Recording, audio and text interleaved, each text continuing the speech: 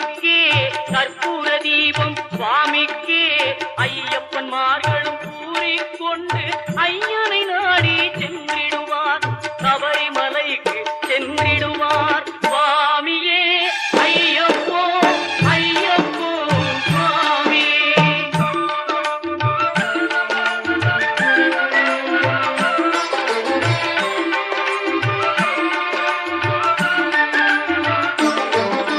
கார்த்திகை மாதம் மாலை அணிந்து நேர்த்தியாகவே விரதம் இருந்து